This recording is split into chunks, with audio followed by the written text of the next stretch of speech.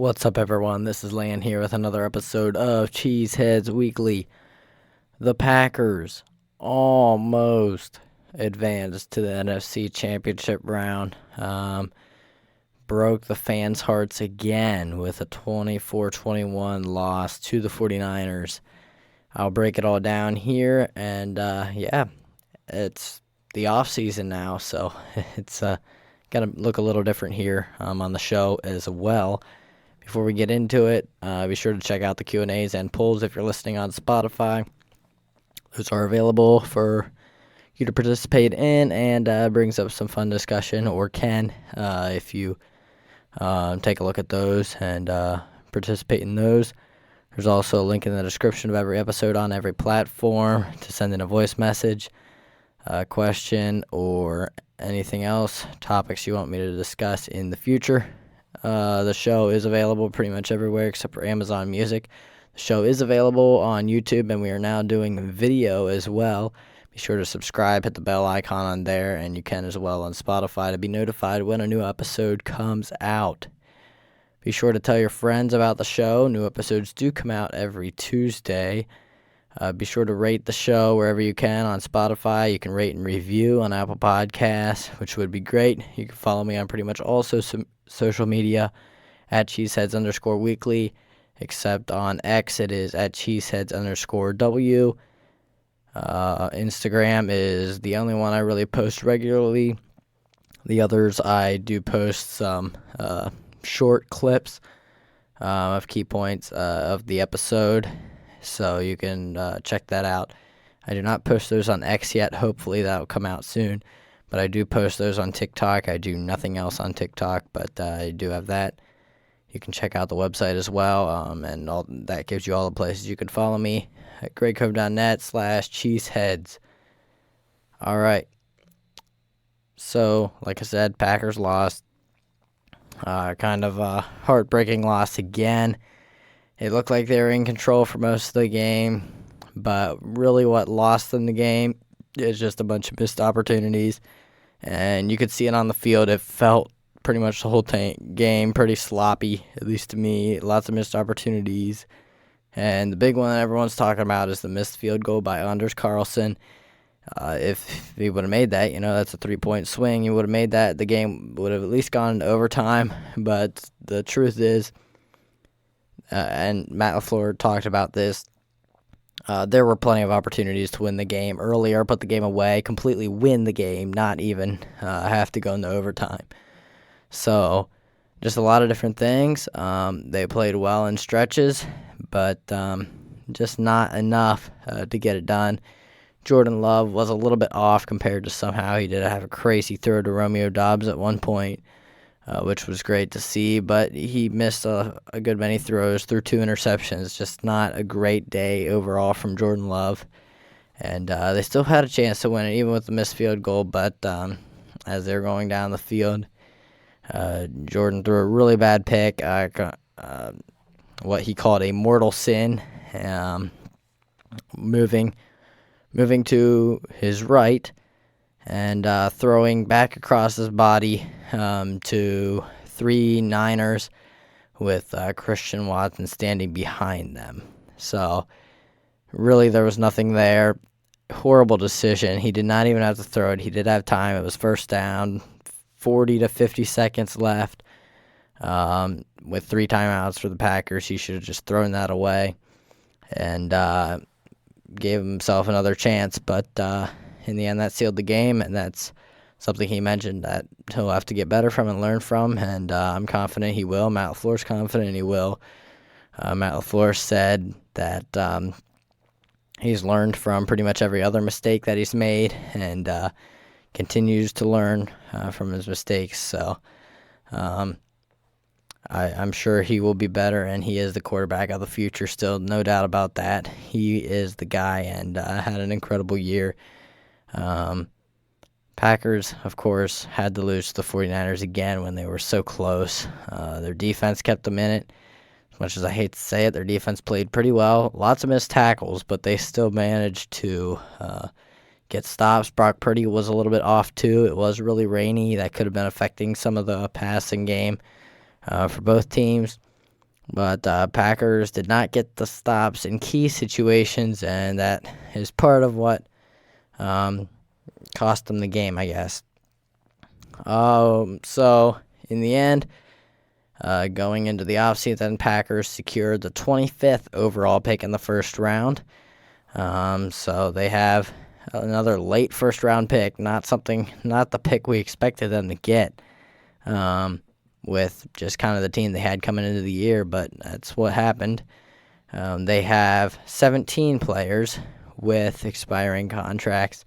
12 of those are unrestricted / void free agents, which is your typical free agent that you have to re-sign, and then some 2 restricted free agents, 3 exclusive free agents, which are pretty easy to bring back, and I wouldn't be surprised if all of those are back for next year. Also, they signed 14 practice squad players to reserve / future contracts, which basically just locks them up to be on next year's 90-man roster, heading into OTAs, training camp, and all that stuff. It's pretty much all the players on their practice squad: outside linebacker Keyshawn Banks, safety Tyler Coyle, wide receiver Grant Dubose, defensive lineman Jonathan Ford, cornerback Zion Gilbert, cornerback Anthony Johnson, quarterback Alex Magoo, running back Ellis Merriweather, linebacker Aaron Mosby, linebacker Kenneth Odemegwu, fullback Henry Pearson, wide receiver Therick Pitts, tackle Kadeem Telfort, tight end Joel Wilson, and the only ones that were not signed to a futures contract were David Long Jr., cornerback, defensive lineman Chris Slayton, and punter Pat O'Donnell. So those are some of the ones they re-signed or bringing back to be, competition to kind of for depth, I guess, during the off-season training camp once we get to summer. So we'll talk about the game here. I talked about the missed opportunities. I'll talk about the defense a little bit overall. I thought the defense played well. Like I said, missed tackles, but they did get stops. Held the Niners to 24 points, which is not bad for as good as the offense is. And I definitely expected the missed tackles with, just the 49ers have George Kittle, Christian McCaffrey. Those guys are hard to tackle for any team, and the Packers have always had trouble tackling. So I kind of expected that. As far as pass rush, I thought it was better than last week. I thought they didn't have Dak Prescott under pressure. I mean, they had Prescott rattled from the beginning. I'm not sure how. Cowboys are the Cowboys in the playoffs, I guess, but the pass rush was a lot better. I thought they were consistently getting in there. They were getting pressure from the interior. Kenny Clark had a big game, and that was what was, really, really great about the defense, and it kind of threw Purdy off. Purdy still made some throws under pressure, did great. I mean, he's been pretty good under pressure all year. He's been under pressure a lot all year. But the Packers, the pressure did help, and it gave them a chance to be able to stop the offense. And so it was good to be able to put that pressure on Brock Purdy, because that just adds more stress to the offense. Pressure on the quarterback is always a good thing. As far as sacks, they only had one on Brock Purdy. And I will check here real quick to see who got that sack. It was split between Kenny Clark and Preston Smith, it looks like. Packers, they had numerous other hits on the quarterback as well. Preston Smith had 2 quarterback hits. Colby Wooden had a quarterback hit. Kenny Clark had a quarterback hit. Devondre Campbell had a hit. So I'd like to see that. But they didn't get any interceptions. In fact, I don't think they got any turnovers other than a blocked field goal at one point, also by Colby Wooden. And, yeah, just wasn't enough. They didn't do enough to win this game. And the offense, like I said, never really seemed to find its footing, get into a really good rhythm. Jordan Love finished the game 21 for 34, 194 yards, 2 touchdowns, 2 interceptions, no sacks, passer rating of 72.4. I don't know what the completion percentage is. It doesn't really matter. It wasn't really a great game for Jordan Love. And, yeah, I will talk about the missed opportunities here. Try to go down through them pretty quick. They went down into the red zone.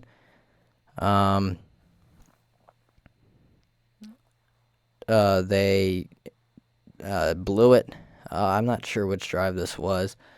I'm just going over the missed opportunities as they are listed here according to Packers Wire. So there was a pass interference. A pass interference call at one point that could have prevented a touchdown. At any rate, it put them right near the end zone. They eventually could not make the touchdown, were forced to kick a field goal. And then we had a Darnell Savage dropped interception. That was big. Hit him right in the hands. I mean, he could have body caught it. I mean, there was very, very easy to catch. And that was just, could have been a pick six. Likely not have. Kyle Juszczyk was there. It's hard to tell. He didn't catch the ball. And not great at all. Darnell Savage had a big game last week. Could have had another one. And really let the team down on that one. That felt like a big missed opportunity early on there. Because, they did get a field goal off that first red zone trip, even though they didn't get a touchdown. This one was just a complete, could have been change of momentum. Instead, Niners got to keep going on their drive. And that was not great. I mean, he threw it right on, put it right on his chest, and wow, I don't know how he dropped it. They also went back down to the red zone. The defense did hold them to a field goal. 3-3 game. Packers go down the field. 4th and short in the red zone. Jordan Love sneaks it. Looked like a bad spot, but it wasn't enough to be overturned. Yeah, it looked like it was clearly good. Plus, it looked like there was maybe a neutral zone infraction in there. Not what you want to see at all. 49ers got a scoring. Oh, sorry, that was their first scoring drive. So I guess that's when they tied it up 3-3, maybe. No, sorry, they did have 3. It was 3-3 there, and the first scoring drive, the first touchdown drive is what we're talking about here, came right after that turnover and was not great. George Kittle beat Darnell Savage for a touchdown. Darnell Savage did not have it going for him very well. Packers went down to the red zone again and had to settle for another field goal. They give the 49ers another touchdown, missed tackle by Jonathan Owens, and safety trouble is what the deal was. Just Savage missed the tackle.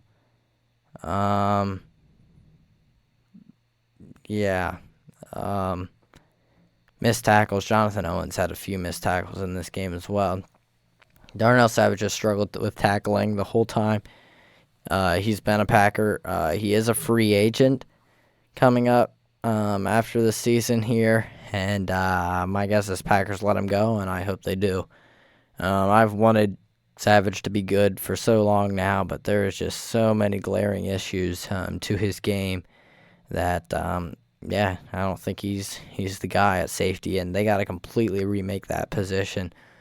To be fair, they weren't actually as terrible as we maybe thought they could have been, as weak as that position group is, but just very inconsistent play, and they've never really been all that great at tackling. Jonathan Owens just had his games, and so is Savage, but we needed to see more from this safety group, and expect the Packers to spend a high draft pick on a safety. This is a better safety class than last year, so maybe not a bad idea to wait on it, but I think they will be drafting a safety this year. We had then a Keyshawn Nixon dropped interception, a little tougher interception to make, but he did drop it. We also had a scoring opportunity, and Jordan Love threw an interception, which, I mean, we were at around midfield when Jordan Love threw that interception, and it was 3rd and 11. But, every drive is a scoring opportunity, I guess. So,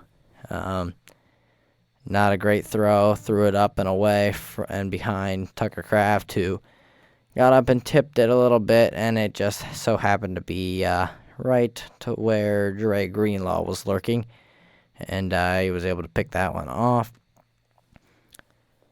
Jordan Love and Aaron Jones on a 3rd down, I believe. It was a 3rd down.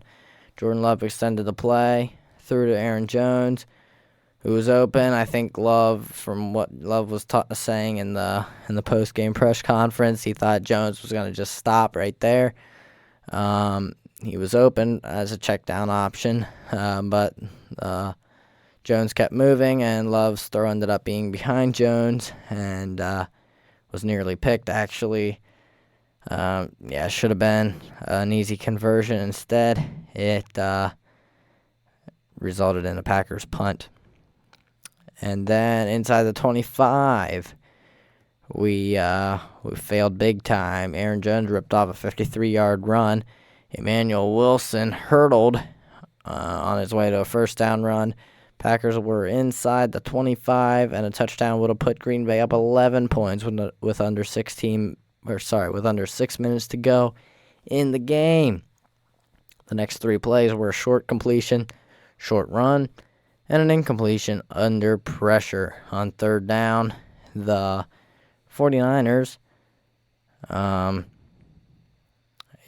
hurried Love's throw, just brought pressure, and not a very good blitz pickup there. Packers have done pretty good with that, but offensive line got a little confused, and Love just kind of basically threw it away. And if it was better protection, Dontavian Wicks could have been open maybe on that play. Instead, Packers sent out the kicking unit, and here's another missed opportunity, the missed field goal by Anders Carlson. Not good at all, and I'll talk about Carlson here a little later. We have 2 more failures on 3rd down, and another failure on 3rd down because they kind of let CMC get into the end zone for a touchdown on 3rd and 1. Niners converted a 3rd and 1 at one point with a really easy QB sneak and got a completion to Brandon Ayuk against Nixon. Nixon had pretty good coverage, and the throw was low, but Ayuk just made a fantastic catch and converted that one. That was... Man, this is kind of confusing. Yeah, this is the second. Yeah, I don't know how many 3rd down conversions were going, but apparently Brandon Ayuk had one against Keyshawn Nixon, had another one against Keyshawn Nixon with a tiny bit of separation, and made that great play. I'm not really sure. I did watch the whole game, but it's kind of confusing when you're talking about all the 3rd downs being missed opportunities. which I guess they are, especially when they're late in the game. But, yeah, Packers didn't make a stop when they really could have used one. That's kind of how the defense has been. Good for most of the game, but then in critical moments can't make the stop. And then, of course, that horrible decision by Jordan Love. Not what you want to see at all. He admitted that was what he needs to work on the most in the offseason. And I'm sure he will. And I have no concern really about that moving forward. Let's talk about Anders Carlson a little bit. I listened to Andy Herman of the Pack a Day podcast. He said something about now he is part of the media there in Green Bay. So he's around the facility, a little bit more, press conferences and stuff like that. He's the only guy I heard this from, but apparently Anders Carlson had been telling coaches, Matt LaFleur, that he just doesn't feel ready. He knows he's not good enough, and he told him outright. Now, Andy Herman, to me, is a reliable source. I didn't find it anywhere else, so I assume that actually happened. But Packers still stuck with him all throughout the season, patience, rookie kicker, whatever. But in a big situation, Carlson has not been consistent all year long. In fact, the last few games, I'm not sure what the exact stats are, but he's missed about a kick every game. And Matt LaFleur's been praising his resiliency and ability to bounce back. He's never missed 2 kicks in a row, but just really inconsistent. And in the biggest moment, he was not able to make it. I really feel for the guy because he admitted to the coaches himself he knew he wasn't good enough. He knew he wasn't consistent, and he realized he needed to get better. And, now he gets, a bunch of hate mail because he lost the game. Really feel for the guy. I honestly do, and I hope he can figure it out and stay in Green Bay and be an amazing kicker for them in the future. Because he's a great guy. He owned it. He took all the blame. And, something he's going to really work on in the offseason. Packers do need to bring in competition to work with him. Hopefully that will be all it takes. You give him competition throughout the summer training camp, and hopefully we see some progress, and he can continue to be the Packers starting kicker and just kind of get consistent, be able to hit those kicks. He obviously does have talent, but not a great ending to the season for him.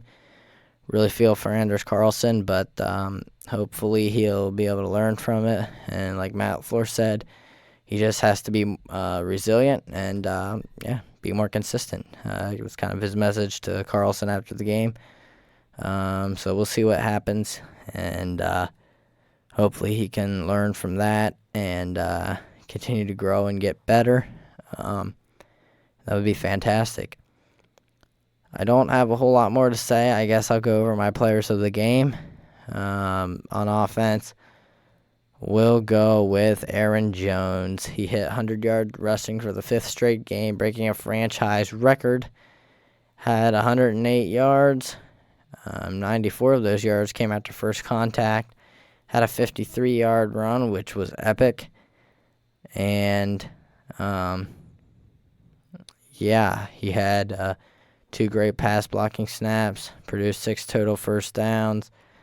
Just a really, really nice game from Aaron Jones.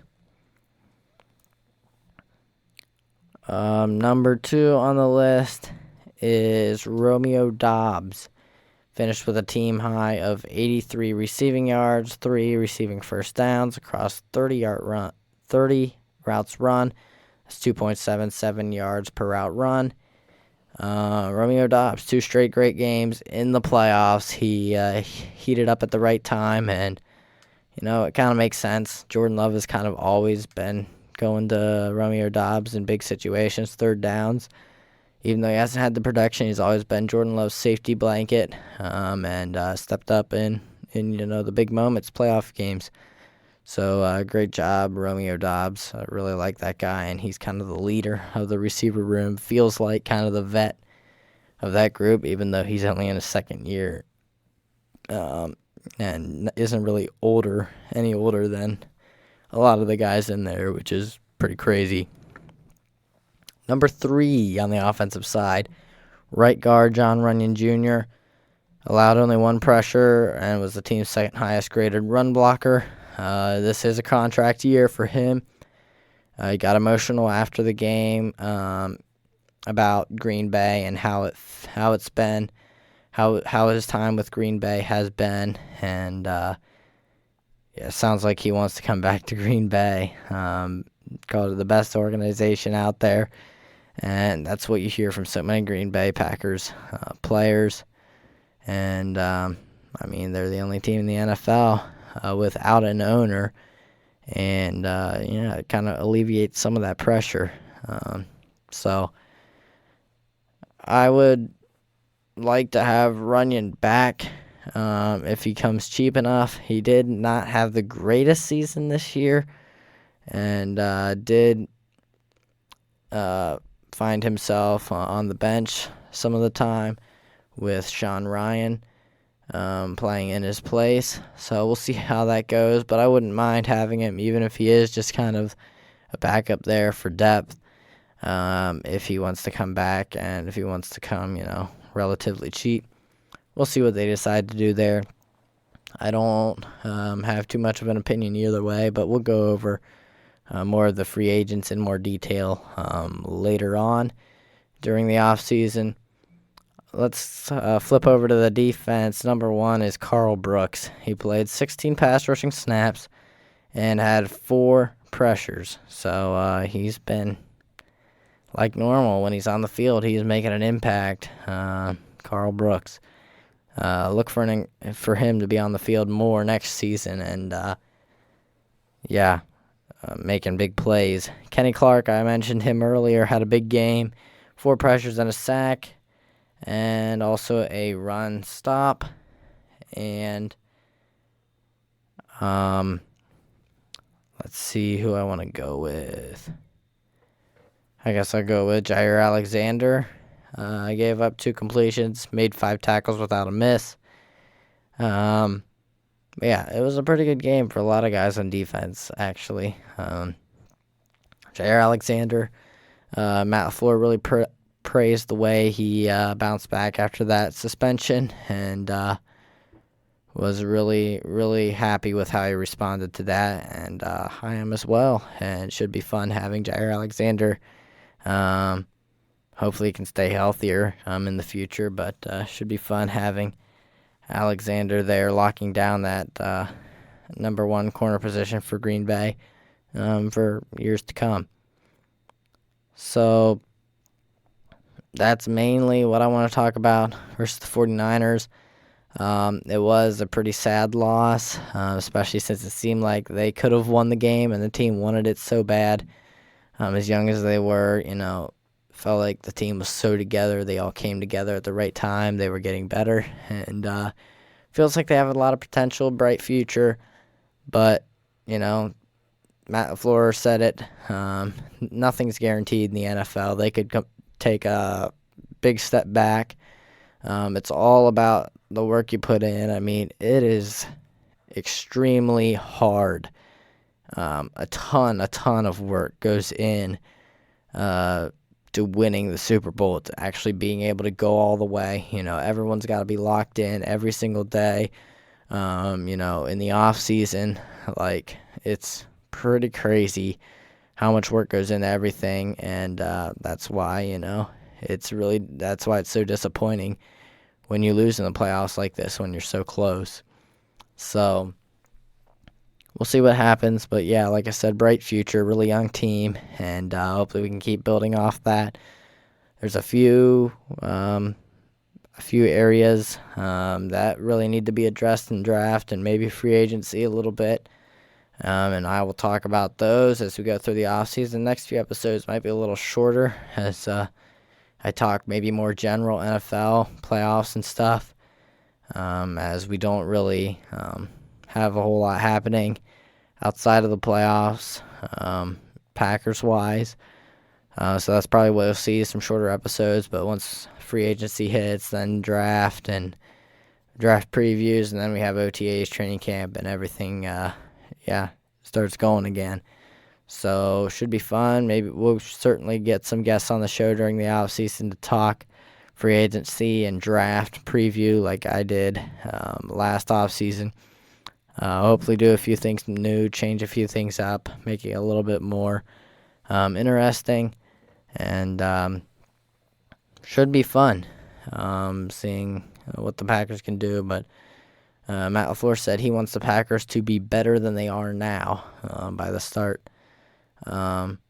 really, of off-season training. So they definitely have to get to work, and they'll be on their own, for a few months here before they get back in the facility and get back to work. So that's pretty much all I have for you for today's episode. But be sure to check out the Q&As and polls on Spotify. Rate the show on Spotify and Apple Podcasts. Subscribe on YouTube.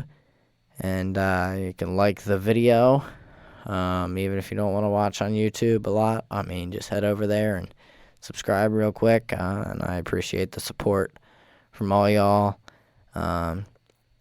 It's been amazing. And we're slowly growing the show. But I know I have a very small group of supporters that listen to every episode, and I really appreciate that. Follow the show on social media, especially Instagram. It's where I post the most. And I will be back here next week, next Tuesday, for another episode of the show. That is it. Go Pack, go.